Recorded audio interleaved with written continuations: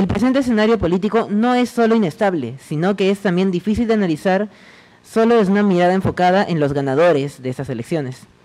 Son necesarios los análisis de actores fundamentales a la hora de interpretar y leer la realidad política, como los medios de comunicación, los colectivos y los movimientos sociales, los grupos de presión, así como la movilización de símbolos, de discursos y conflictos. Frente a ese contexto, urge que desde la academia se pueda analizar el presente proceso electoral y los cambios que presenta para el delicado balance de fuerzas institucionales peruanas. Para esto, permítanme presentarle a nuestros invitados. Paul Maquet, magíster en Comunicación Política de la Universidad de Chile, consultor independiente, productor periodístico y docente universitario que además forma parte del equipo del Observatorio de Medios Universitario de la UARM. Es autor de los libros Mitos y Realidades de la Minería en el Perú, Marx en tiempos posmodernos y varios artículos. Virna Valdivia, comunicadora social con maestría en Ciencia Política por la PUC, además de consultora senior en estrategias de comunicación sobre asuntos públicos e investigación aplicada. Es docente universitaria y forma parte del equipo del Observatorio de Medios Universitario de la UARM. Cuenta con artículos publicados en temas de comunicación y ciudadanía. Y Ángel Páez, fundador y jefe de la Universidad de Investigación. Estudió en la Universidad Nacional Mayor de San Marcos, ha culminado una maestría en su especialidad y es docente universitario. Es integrante del Consorcio Internacional de Periodistas en Investigación. Es corresponsal del diario argentino Clarín y de la revista mexicana Proceso. Se ha mencionado mucho que el alcalde electo representa una postura y un partido que choca bastante con la del presidente Castillo. Se les percibe incluso como opuestos. ¿Creen que esto representa una disconformidad que evidencia una problemática social o que forma parte de la fragmentación de los partidos que representan a los limeños? Ha habido distritos en cuyos candidatos han recibido 0 votos, 1, 2, 3, 4 votos, cuando el caudal era muy diferente en el anterior periodo electoral. Protagonismo que han desarrollado en el último año estos dos partidos políticos muy importantes, ¿no?, los ha llevado a una confluencia sorpresiva, tremenda, yo diría que hasta terrible, porque los discursos de estos grupos políticos durante la campaña presidencial fue totalmente opuesta, ¿no? Hubo imputaciones criminales por doquier, donde había una candidata que tenía el gran apoyo, un enorme apoyo de un importante sector de los medios de comunicación llamados tradicionales, y otro candidato que no recibía ese apoyo, sino que por el contrario era objeto de ataques intensos todos los días, hora por hora, ¿no? Y no obstante eso ganó las elecciones. Pero luego que ocupan posiciones en el poder, especialmente en el Congreso, estas agrupaciones políticas adversas en profundidad ideológica y políticamente terminan concertando, votando juntos, ¿no? Incluso en acciones totalmente deplorables que explican por qué el Congreso tiene menos del 10% de respaldo de la población, ¿no? En acciones deplorables, por ejemplo, en archivar denuncias contra personas acusadas por graves delitos, como un ex fiscal de la Nación, Pedro Chávarri, o de miembros de la organización criminal Los Cuellos Blancos, ¿no? Entonces, y han votado juntos, ¿no? Sacando del proceso judicial penal a estas personas con evidentes signos de corrupción, ¿no? Y no solamente, me refiero a este tipo de casos, también en campañas contra la prensa. Ellos, tanto Fuerza Popular como Perú Libre, han votado a favor de proyectos de ley o normas para castigar, por ejemplo, a las autoridades que filtran información a los medios de comunicación sobre investigaciones sobre corrupción. Estos dos grupos enconados, adversarios en profundidad, terminaron asociándose en beneficio propio, básicamente para protegerse contra las acciones de la justicia. Como consecuencia de eso, es que la población los ha castigado con este tipo de votación que representa una debacle muy profunda, es un castigo muy severo a dos organizaciones políticas de las que creo que va a ser muy difícil que se recuperen. Esta situación que estoy describiendo ha beneficiado muchísimo a otras agrupaciones políticas, básicamente de derecha, ¿no?, como Podemos, Perú, Avanza País y evidentemente Renovación Popular, ¿no? Los periodistas, los medios de comunicación hemos estado ocupados mucho en la crisis política derivada de las investigaciones por corrupción contra el presidente Pedro Castillo y miembros de su familia. Y cuando nos dimos cuenta, las elecciones ya estaban a un mes.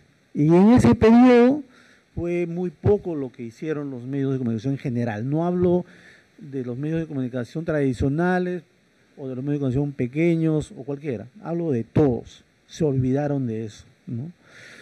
Y entonces, olvido, por decirlo de una manera, en el proceso electoral para gobiernos regionales y autoridades provinciales y distritales era clave, ¿no?, para tomarle un pulso a la política peruana y rendir cuentas. Pero lamentablemente los medios de comunicación se distrajeron y ya cuando faltaban 4 semanas recién se ocuparon de algunos temas y también lo hicieron muy mal, ¿no? Porque, por ejemplo, había candidatos como Rafael López Aliaga que debe 30 millones de soles, ¿no?, de pago de impuestos, o el señor Urresti tiene cuentas pendientes con la justicia por el asesinato nada menos que de un periodista y una violación sexual, ¿no? Sin embargo, los medios de comunicación no le prestaron tanta atención como realmente merecían. La consecuencia de lo que estoy diciendo es el resultado electoral que hemos obtenido el 2 de octubre. Gracias.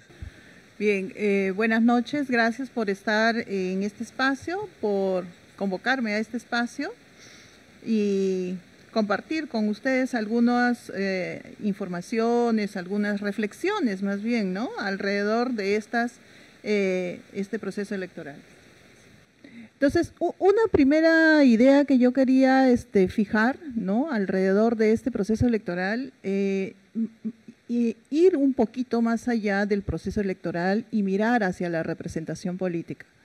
Porque hay un tema que está siendo bastante fuerte ya, yo diría desde el 2010 más o menos, ¿no?, donde ya se comenzaba a mirar, ¿no?, cómo la representación política viraba desde la representación a través de los partidos políticos hacia los movimientos regionales. Las elecciones municipales y regionales era la manera más concreta de poder mirar ese fenómeno del cual veníamos siendo testigos, ¿no? ¿Cuáles son las razones? Pues hay bastante literatura y reflexión al respecto. A grosso modo podríamos hablar del descrédito político de nuestras autoridades y nuestros representantes, pues, ¿no? Entonces, a partir de ello, yo me voy a detener un poquito a partir de las elecciones 2016.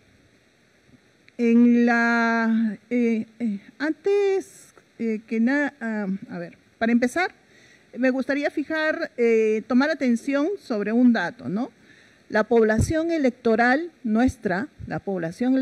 a nivel nacional se fija entre los 19 y 29 años. ¿Qué significa esto, no? Que todas las estrategias de campaña, el discurso construido, ¿no?, el mensaje que se construye alrededor de las campañas electorales está obviamente dirigido a este sector. Y eso porque nuestra pirámide poblacional va cambiando, ¿no? Va a cambiar muy pronto en que seremos una población mayoritariamente adulta, ¿no? Entonces, a partir de allí, lo que nosotros podemos inferir es cómo este mensaje construido, ¿no?, va orientándose a ese comportamiento electoral de los y las ciudadanas, ¿no? Ese comportamiento electoral que, como hemos visto, es más emocional que racional. Ese comportamiento electoral que no por ser joven, sino por las afecciones y sentimientos a los vínculos con el territorio y a los vínculos con la representación, pues se va mutando, ¿no?, a mayor sensibilidad que racional. Lo otro que nosotros comenzamos a mirar es que si en las elecciones 16, ¿no?, las elecciones nacionales del 2016, la mayor representación, como bien había mencionado, era la de Fuerza Popular, ¿no? Entonces había una amplia tendencia hacia Fuerza Popular y digamos que también había una amplia tendencia fuerte al Frente Amplio en toda la parte del sur andino y finalmente Democracia Directa también en parte, ¿no?, en algunas partes del país. Esto no se refleja en las elecciones subnacionales. En las siguientes elecciones subnacionales, que son las municipales y regionales del 2018, allí comenzamos a ver cómo se fragmenta y cómo se atomiza el voto electoral, ¿no? Entonces comenzamos a mirar el descrédito y el desgaste de los partidos políticos. En el resultado de esas elecciones, APRA, Acción Popular, el PPC ya no estaba, ya no aparecía, ¿no? Y comienza a aparecer Alianza por el Progreso, los otros movimientos mucho más chicos, Perú Libre también comienza a aparecer, ¿no?, etcétera. Lo que estamos comenzando a constatar es que esa representación política, ¿no?, viene a impactar en los resultados del descrédito de la clase política. Ya voy a puntualizar dos cositas que me interesa aquí colocar. Hay un tema, si antes nosotros podíamos mirar que había una correlación directa entre los resultados de las elecciones nacionales con los resultados de las elecciones subnacionales, en tanto correlaciones y fuerzas políticas, a partir justamente de estos procesos electorales ya no viene sucediendo. Y justamente por esa fragmentación y hasta atomización, pero la atomización perjudica porque estamos hablando de la polarización de las posturas políticas, ¿no?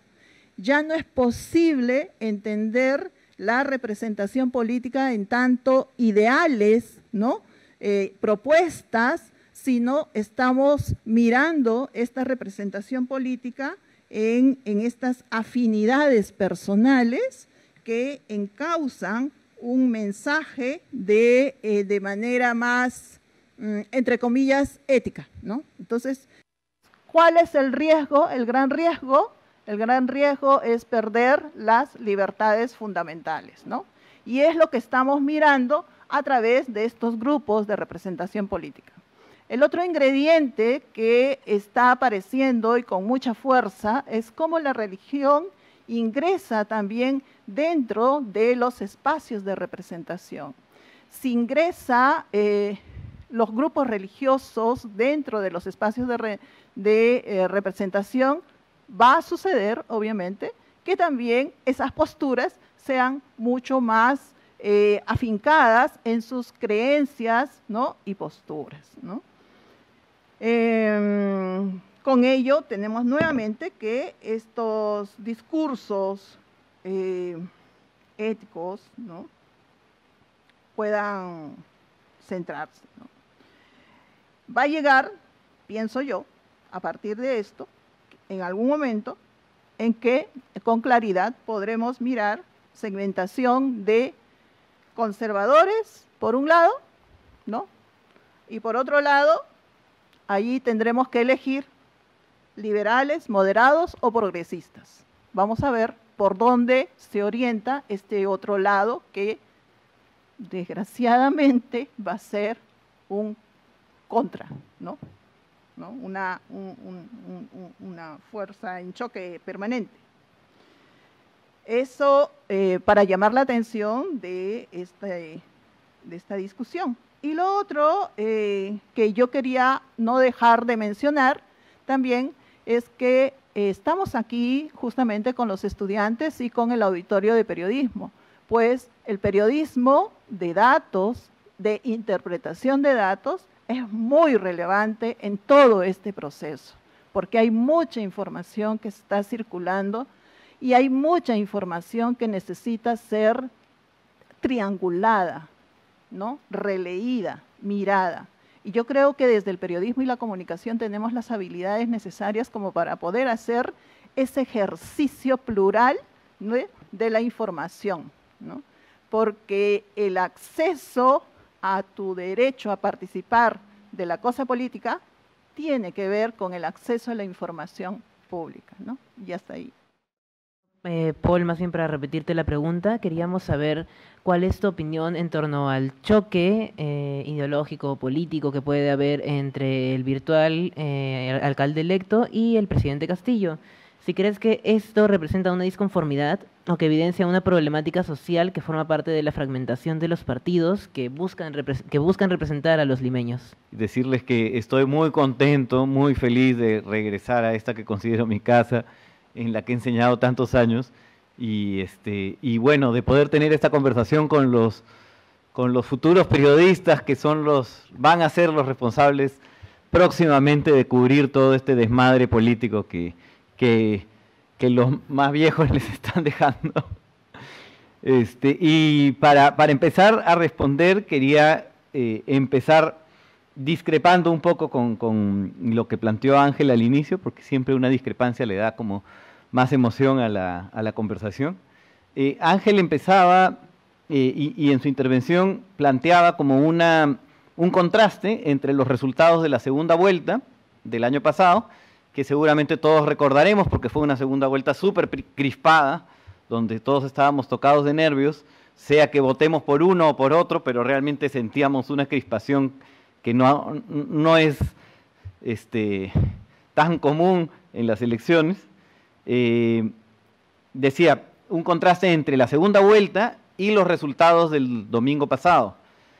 Y mi discrepancia va por el lado de que es una comparación un poco forzada, porque efectivamente la segunda vuelta, por su naturaleza, polariza. Y entonces obliga a definiciones. O estás con uno o estás con otro. Puedes votar blanco viciado, pero no hay como una tercera opción, una opción intermedia, ¿no? Creo que la comparación más válida sería con la primera vuelta del año pasado. Y en la primera vuelta del año pasado recordamos que el presidente Pedro Castillo sacó 18% de los votos válidos, lo que claro termina siendo como un 15% de los votos emitidos, y en realidad termina siendo como un 13 o 12% del electorado. Y claro, ya después, en la segunda vuelta se nos obliga a decir sí o no, no se nos da una otra opción, ¿no? Y con el caso del fujimorismo ocurre lo mismo. Y los resultados de las elecciones de este domingo en realidad muestran exactamente la misma dinámica de hiperfragmentación. De hecho, el señor López Aliaga va a ser alcalde con 26%, ¿no?, de los votos válidos, pero si uno lo baja a votos emitidos, eso es aproximadamente el 22% de los votos emitidos. Y si uno lo baja al electorado total hábil, es decir, descuentas a todos los que no fueron, los que votaron en blanco, viciado, etcétera, en realidad representa el 18% del electorado limeño. Entonces no hay que sobredimensionar, pensar que el discurso del señor López Aliaga es representativo de los limeños. Y ya uno ve a los amigos en otras regiones diciendo, ¡ay, los limeños, cuándo no, votando así o asá! Bueno, los limeños es mucho decir. el 18% de los limeños se sienten representados en primera instancia por el discurso del señor López Aliaga y una cantidad similar por el discurso del señor Urresti, y por los discursos de los otros candidatos, pues cantidades mucho menores. Entonces, de lo que estamos hablando es de una fragmentación tremenda. De hecho, si Lima, que tiene características legales de gobierno regional, tuviera el régimen electoral de los gobiernos regionales, estaríamos a punto de irnos a una segunda vuelta, porque cuando un candidato a gobierno regional no supera el 30% de los votos, se va a una segunda vuelta. Pero bueno, no es el caso. Entonces, bueno, lo más saltante para mí es la hiperfragmentación, y que no es un proceso de esta elección, viene de la elección pasada. En la elección pasada, pues también, incluso yo he hecho un gráfico, por ahí lo pueden ver en el Twitter, que se ve que del 2016 y el 2021, el porcentaje del electorado que está representado en los principales candidatos, en los principales 6 candidatos, que es un montón, ha caído como a 40%.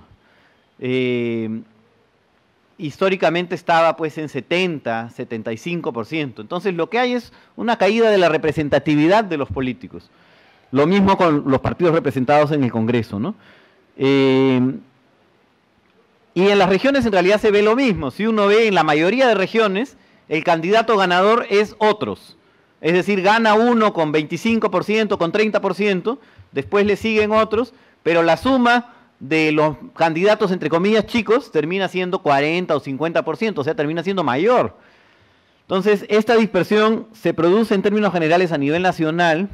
Hay algunas regiones o provincias donde no sucede. Más bien eso es la excepción, donde el ganador y el segundo lugar representan solos el 60% del electorado, pero eso es la excepción. En la mayoría de los casos vemos esta hiperfragmentación, hiperdispersión. Y entonces, ahora llego a responder la pregunta. Lo que yo veo es que, claro, hay, como bien dice Virna, hay un desinterés, un descrédito de la política en general, de los políticos en particular, por un millón de cosas que no podemos resumir acá: el caso Odebrecht, los cuellos blancos, la vacuna gate, en fin. Tenemos en los últimos 10 años casos de corrupción y de aprovechamiento del poder para intereses particulares para hacer 10 doctorados y 20 postdoctorados, y no acabamos de analizarlos. Entonces, claro, la clase política, la política está desacreditada, y en esa circunstancia en la que a la mayoría no le interesa, la mayoría no tiene fe, ya no quiere saber nada, hay unos pequeños grupos, pequeñas minorías, que pueden ser muy activas, muy organizadas y muy ruidosas, que ganan protagonismo, como el caso en esta elección de un discurso como el del señor López Aliaga, en la elección del año pasado un discurso como el de Perú Libre, que ganan el protagonismo, pero no ganan el consenso, ni son capaces de construir un consenso o una mayoría. Entonces, claro, lo que se ve con la aparición de un López Aliaga en Lima es un incremento de lo que yo llamaría el show de la confrontación entre sectores aparentemente distintos, pero que en el fondo, como bien señalaba también Ángel, en el Congreso, por ejemplo, terminan votando a favor, están de acuerdo en muchas cosas. Quizás en algunas cosas no, pero en muchas cosas están muy de acuerdo. Temas de educación, de género, de libertades, de derechos, de medio ambiente, ahí se ponen de acuerdo en 2 minutos.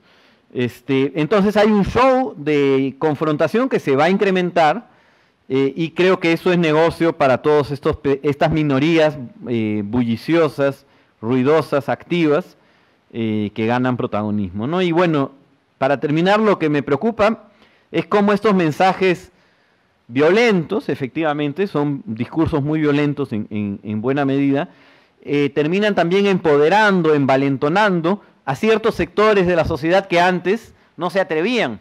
Y no sé si han visto, pero en las redes sociales ha circulado mensajes racistas, por ejemplo, en los últimos días, post elecciones. Claro, es muy arriesgado decir, esto es consecuencia de esto, Pero sí es cierto que fenómenos similares se han visto en Estados Unidos cuando ganó Trump o en Brasil cuando ganó Bolsonaro. Hay cierta legitimidad de un discurso ultra discriminatorio, ultra conservador, ultra antiderechos, que ese tipo de discursos estaba más controlado y con la victoria electoral se descontrolan y, por ejemplo, a mí me preocupa mucho lo que pueda traducirse esto en términos de violencia en las calles contra la comunidad LGTB, por ejemplo, que ya sufre violencia en las calles y con una legitimidad, un representante político que de alguna manera va a avalar por activo o no este tipo de discursos, este tipo de circunstancias puede incrementarse y ese es el tipo de cosas que preocupa, ¿no? Gracias. No, por el contrario, gracias a ustedes. Más bien, ahora justamente que hablamos un poco de porcentajes y de toda esa idea de los electores, yo en realidad estas han sido mis primeras elecciones regionales, municipales. Yo he visto que hay en realidad, se habla mucho de muy poca participación ciudadana, que se habla mucho de las personas que eligen sus votos en la cola. Y viendo acá lo que está sacando la OMPE, estoy viendo de que un porcentaje hay un 20% de electores ausentes. Del total de electores, un 20%. Estos electores ausentes no consideran los votos nulos, los votos viciados, los votos blancos, etcétera. Así que mi pregunta iba más en plan, esa pregunta va más en plan, si realmente hay una representación ciudadana al momento de elegir a un candidato. Y no solamente eso, sino si esto creen que refleja un desinterés político y si creen que no estamos defendiendo nuestra democracia, ejerciendo nuestra ciudadanía y qué pueden hacer los medios para como alentarnos a defender dicha ciudadanía. Empezamos con Ángel, por favor. Ok, gracias. En realidad, más que elecciones, creo que son simulaciones electorales, porque es una repetición de la misma fórmula durante ya varios años.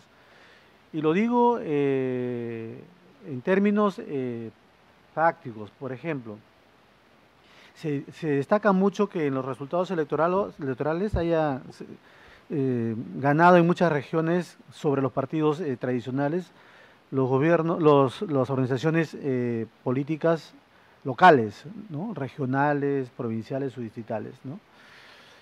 Pero en realidad esto es una representación más de lo que Paul mencionó, que es la hiperfragmentación de la política. Y dentro de esta hiperfragmentación, evidentemente, tiene un impacto, y el impacto es que los que terminan siendo elegidos no necesariamente representan la voluntad popular de manera estricta. Y lo que está sucediendo es una repetición de un ciclo que consiste en lo mismo, ¿no? Lo mencioné de una manera bastante, ¿cuál es la palabra? Cínica, pero es cierta, ¿no? En realidad, las elecciones de tipo regional, provincial y distrital es una suerte de el cambio de unos ladrones por otros. Alrededor del 70% de los gobernadores regionales elegidos en el anterior proceso están enfrentando procesos por corrupción. Lo mismo sucede en nivel provincial y distrital. ¿Y qué es lo que sucede? ¿Por qué el nivel de corrupción ha crecido muchísimo? Porque hay un mecanismo que ha sido de alguna manera se han anquilosado en el sistema debido precisamente a esta mala representación. Y es que los partidos políticos, cuando los partidos políticos están en el Congreso, hacen todo lo posible para destruir, echar por la borda cualquier iniciativa de reforma, ¿no? Y de transparencia. Por ejemplo, hubo una congresista que llegó en el proceso electoral del año, me parece, 2021, no, el anterior, el año 2016, que presentó, y era fujimorista, toda una serie de reformas en el ámbito de la legislación relacionada a los partidos políticos, para tratar de transparentar su financiamiento, etcétera. Pero todo se vino abajo precisamente por la mayoría del partido Fuerza Popular y fue expulsada del partido por haber hecho eso. Como consecuencia de esta ausencia de la reforma es que se va repitiendo estos ciclos de corrupción. Lo que está sucediendo en este momento con el presidente Pedro Castillo es exactamente a lo que me refiero. ¿Qué sucede? En la segunda vuelta, una serie de empresarios provincianos, ¿no?, se dieron cuenta que tenían la oportunidad de hacer negocio y financia su campaña, viendo que el señor no tenía el apoyo de los sectores de las grandes compañías como sí lo tenía Keiko Fujimori, ¿no? Y entonces, gente de provincia, ¿ya?, le financian la publicidad, los vehículos, los alimentos, etcétera. Y esas mismas personas, cuando llegan al gobierno, se juntan y se convierten en una suerte de gabinete paralelo y le proponen al presidente, por ejemplo, nombrar como ministro de Vivienda al señor Jainer Alvarado, quien es el que maneja un presupuesto impresionante para obras públicas que llegan hasta provincias y a los distritos. Entonces, estas personas vieron la oportunidad de recuperar lo que habían invertido, ¿no?, colocando autoridades. El otro fue el señor Juan Silva en Transporte y Comunicaciones, quienes manejan juntos el 70% del presupuesto nacional en obras públicas que llegan hasta provincias y distritos. Y es así que este operador llamado Nenil Medina, que es el alcalde de Anguía, amigo del presidente Castillo desde antes de que ganara la presidencia, es que los organiza a todos, ¿no? Y se distribuyen obras públicas entre ellos, ¿no? Por ejemplo, el alcalde de Anguía le da de frente a una de estas personas que eran de este grupo llamado Los Chiclayanos una obra de 19 millones de soles sin licitación, ¿no? Uno de estos operadores, de estos empresarios que estaban alrededor y que financiaron la campaña de Pedro Castillo, está este señor Hugo Espino, que ya declaró que el señor Medina cobraba el 10%. Y no hay ninguna sorpresa, generalmente las coimas por obras públicas, por darle adjudicación de obras públicas, es 10%, lo que le llaman el famoso, le dicen con el diezmo, perdón, me he olvidado la palabra, el famoso diezmo que está muy popularizado, ¿no? Entonces, es lo que va sucediendo, ¿no? Hay regiones, hay alcaldías provinciales y distritales, por ejemplo, como el de Ancas, que tienen 3 o 4 autoridades anteriores que todas están procesadas por corrupción, algunas están prófugas y otros están en la cárcel, ¿no? Y esto se va reiterando, repitiendo, etcétera, ¿no? Entonces creo que es interesante las iniciativas de algunas autoridades regionales, de algunas autoridades como el OMP y el Jurado de Elecciones, que tratan de transparentar los procesos electorales, pero por ejemplo hay una norma que les solicita a los candidatos presentar sus hojas de vida, ¿no?, con sus declaraciones de ingresos, si tienen antecedentes penales, etcétera, pero solamente ni la mitad creo que ha entregado estos documentos. Y los que han entregado además, hay que verificar si lo que dicen es cierto. Y si es cierto o si es falso, en realidad no hay ninguna sanción tampoco si mienten. Y le doy un ejemplo. Hicimos un caso en particular. Como ustedes saben, Cañete está azotada por asociaciones criminales que se dedican a las invasiones de terrenos, porque se han cotizado mucho. Hay una candidata que está procesada e investigada, ¿no?, por dirigir invasiones de terrenos de grandes compañías, ¿no? Algunas personas presentaron procesos de exclusión contra ella, pero el Jurado Electoral Especial de Cañete validó diciendo que las informaciones que se presentaban contra ellas no estaban acreditadas. No obstante que sí tiene procesos judiciales e investigaciones en la Fiscalía, y las autoridades electorales de Cañete le dieron la luz verde a participar. No obstante que ella incluso ofreció en la campaña, regalar los terrenos que había invadido. Ni siquiera por eso la excluyeron. Continuó. Y si eso sucede en Cañete, imagínense la dimensión de este tipo de problema. La corrupción corroe la representatividad, la representación de este tipo de autoridades que elegimos cada cierto periodo. Hay algunos factores, ¿no?, que entran en juego, y ciertamente la corrupción definitivamente es uno de ellos, ¿no? Y es una corrupción que ya Haris Mujica nos hablaba de la microcorrupción, ¿no? Aquella que inclusive va desde lo más chiquito, ya ni siquiera estamos hablando de lo cotidiano, sino de lo más chiquito. Y esto es cómo estos procesos políticos, acabamos de ver cómo esa microcorrupción ha ido escalando y está ahora en las esferas de poder político, ¿no? Entonces eso ya es innegable. ¿Que preocupa? Sí, preocupa, ¿no? eso nos ha llevado precisamente a esta desconfianza en nuestros representantes, pero también a la desconfianza en el propio Estado, ¿no? Porque ¿qué es lo que le interesa al ciudadano? ¿Cómo resuelve sus problemas? ¿Cómo resuelve, ¿no?, aquella agenda que queda pendiente años por años, ¿no? Y no va cambiando, no resulta, ¿no? Sigue habiendo mayor, ¿cómo es que se llama esto? Se me fue la palabra. La brecha se va acentuando, ¿cierto? La brecha social se va acentuando y es cada vez más difícil, ¿no?, entrar a trabajar allí. Lo otro que van observando los y las ciudadanas es justamente cuáles son estas cualidades del líder político que ha de representar. Si hasta hace un tiempo recurrentemente se hablaba de honestidad, confianza, ¿no?, respeto y tal, yo creo que ahora se está mirando bajo un lente pragmático, ¿no? Y esa mirada pragmática precisamente hace que conecte con su día a día y cómo le resuelve su problema en ese momento, aquí y ahora. Si es Perú Libre, pues es Perú Libre. Si es renovación, pues es renovación. Si me va a trabajar, acá, ¿no? Entonces, yo creo que por ahí.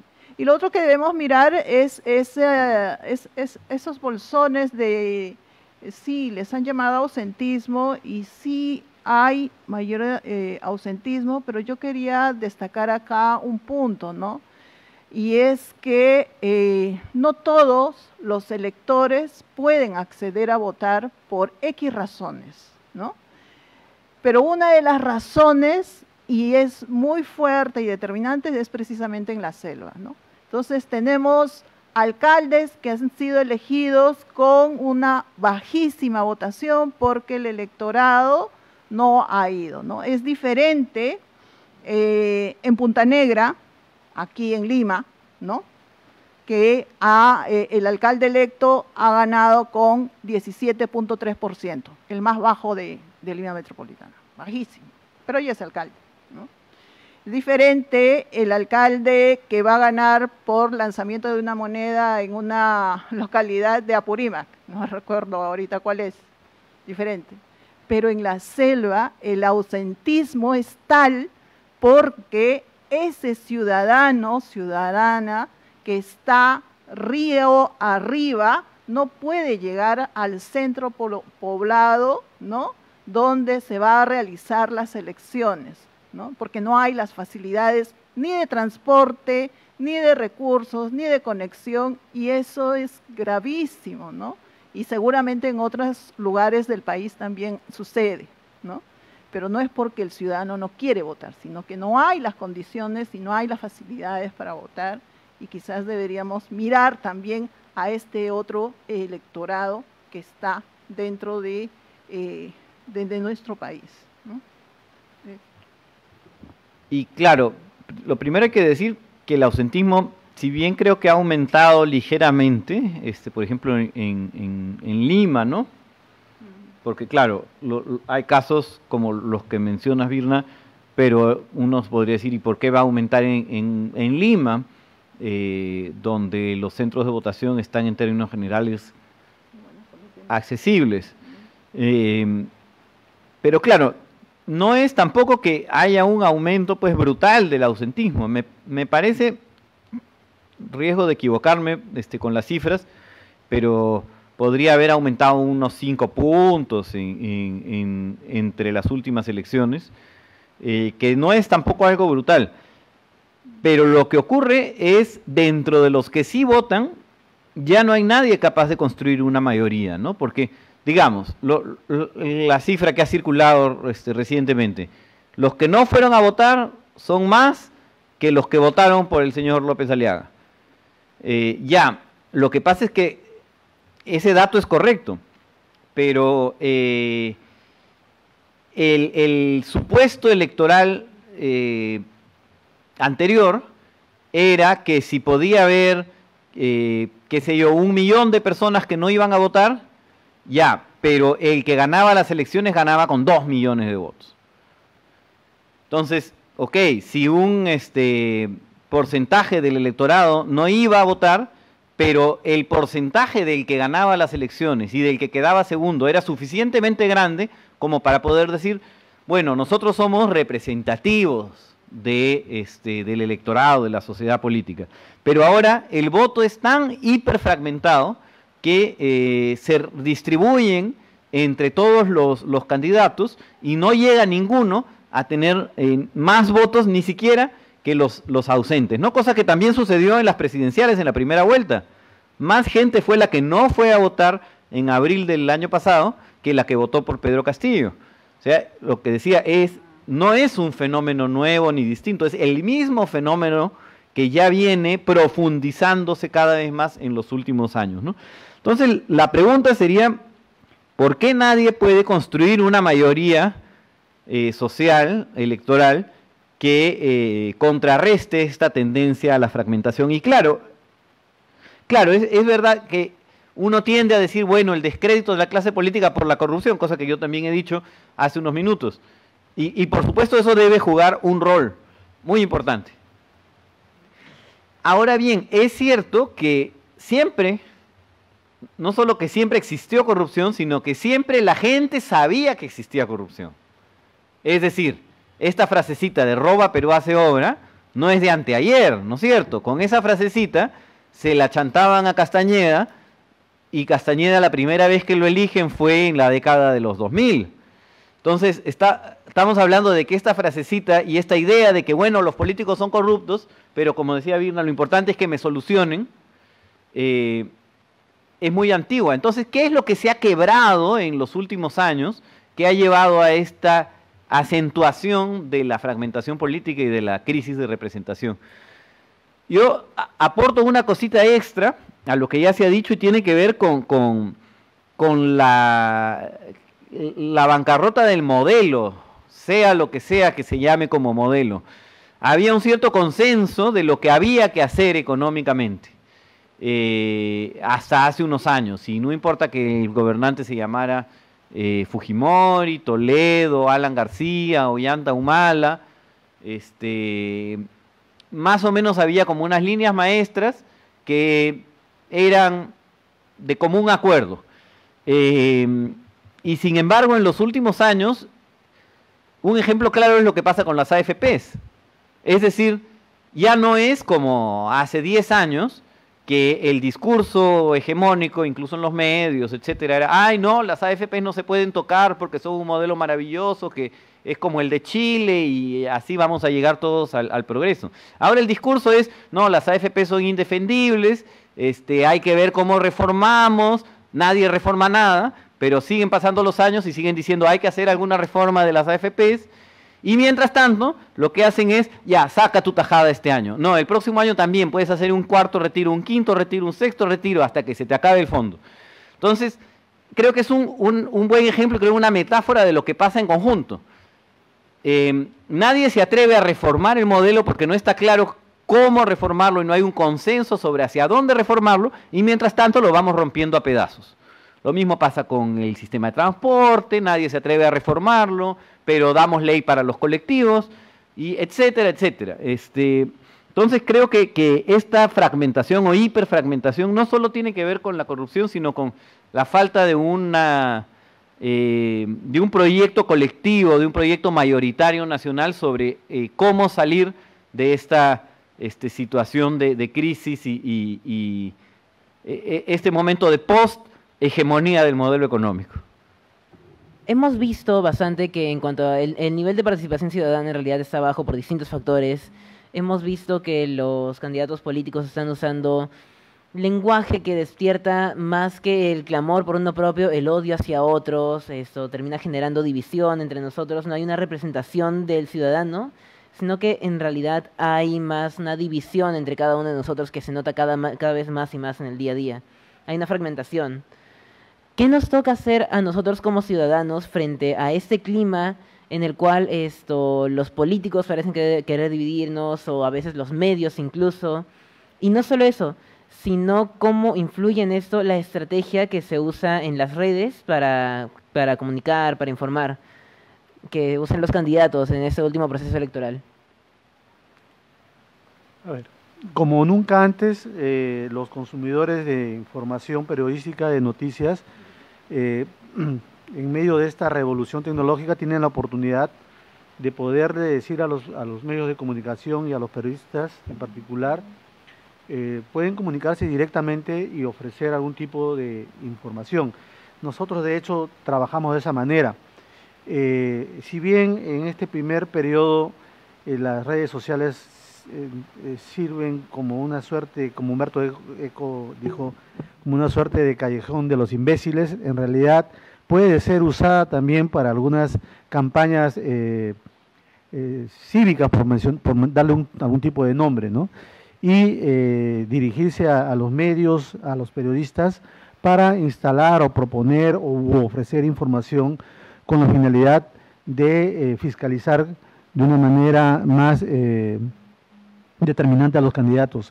Creo que la ciudadanía tiene en este momento la posibilidad de hacer eso. Y han ocurrido algunos casos.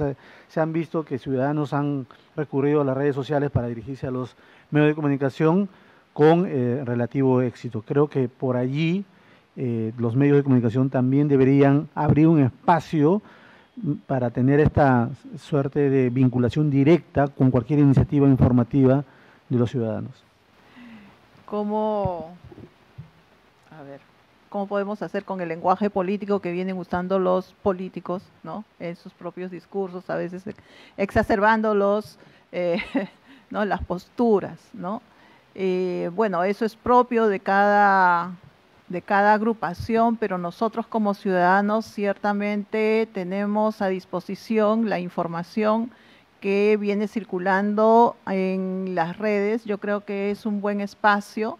Creo que la revelación en estas últimas, ¿no?, en estas últimas elecciones, donde la información se ha ampliado, ¿no?, en la plataforma digital, ¿no? Entonces hay mayor oferta informativa que hace posible que los ciudadanos puedan acceder de diferente manera, abriendo espacios, generando espacios de conversación, diálogo o evidenciación también, ¿no?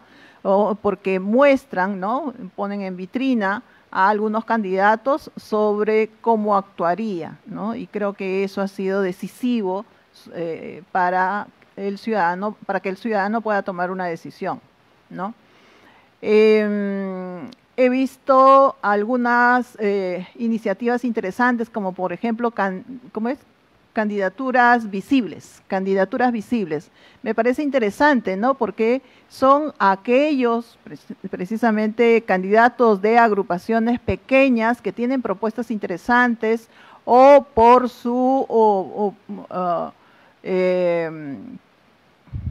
por abrir, digamos, el espectro a la oportunidad política de las mujeres, por ejemplo, o de algunas otras representaciones de lugares inaccesibles que no suelen mostrarse, ¿no?, en los medios públicos.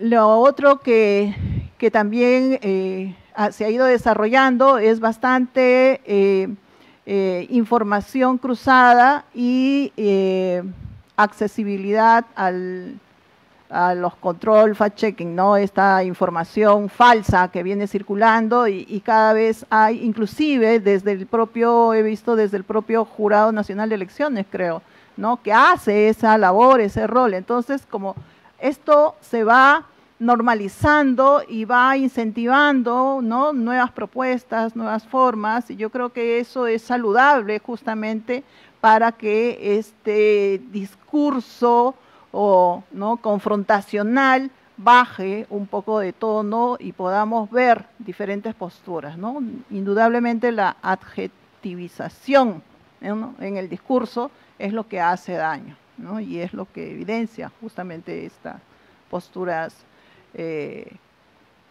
infranqueables.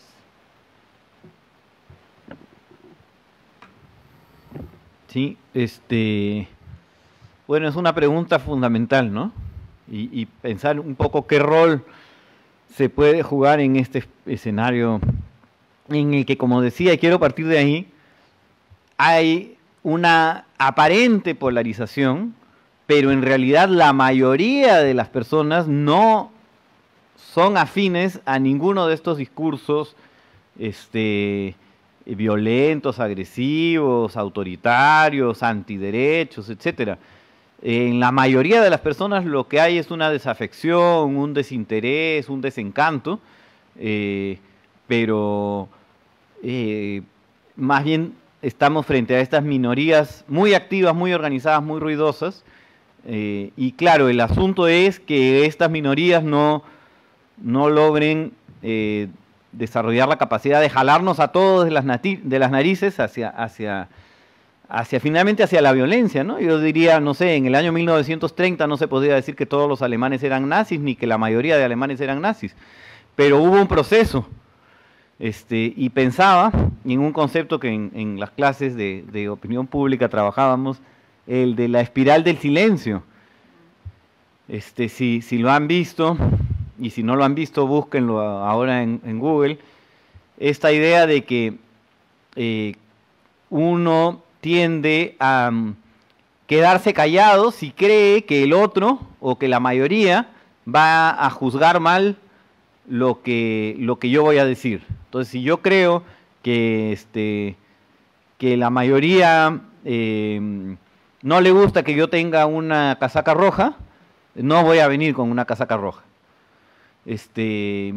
Entonces ahí se produce este fenómeno del silencio y el silencio de uno, y por eso es tan bonito el concepto de la espiral, el silencio de uno termina contagiando a los demás en un silencio colectivo, y ahí es donde estas mayorías ruidosas terminan pareciendo que son la mayoría, ¿no? Entonces, frente a la espiral del silencio, pues la espiral de la palabra, y ahí voy a dar un consejo distinto al sentido común que a veces nos dice, no discutas con los trolls.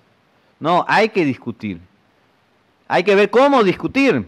No reproducir ese discurso violento, polarizante, descalificador. No, que tú eres un idiota, no, que tú eres más idiota todavía, y ahí no es posible llegar a nada. Pero sí es importante no silenciarse en las redes sociales.